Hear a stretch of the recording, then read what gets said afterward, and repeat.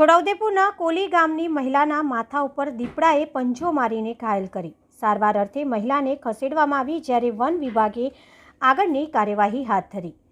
આવો જોઈએ છોટાઉદેપુર તાલુકાના કોલી ગામે સિંધી ફળિયામાં રહેતી આદિવાસી મહિલા નાયક ગુજલીબેન નકટિયાભાઈના માથા ઉપર આજરોજ વહેલી સવારે દીપડાએ પંજો મારી ઘાયલ કરી હતી। આ મહિલાને માથે અને હાથમાં ઈજા પહોંચાડી હતી, જેને સારવાર હેઠળ છોટાઉદેપુર જનરલ હોસ્પિટલ ખાતે ખસેડવામાં આવી હતી।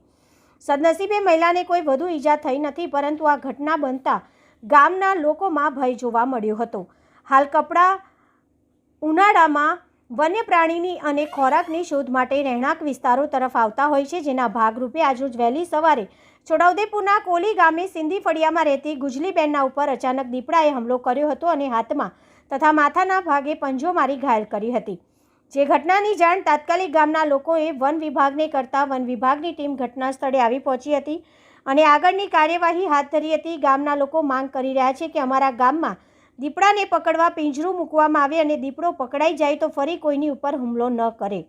અંદર એક લેડીઝ બાથરૂમ જતી હતી અને 7:30ના ગાળાની અંદર દીપડાએ હુમલો કરી એમને કંઈક પંજો મારી દીધો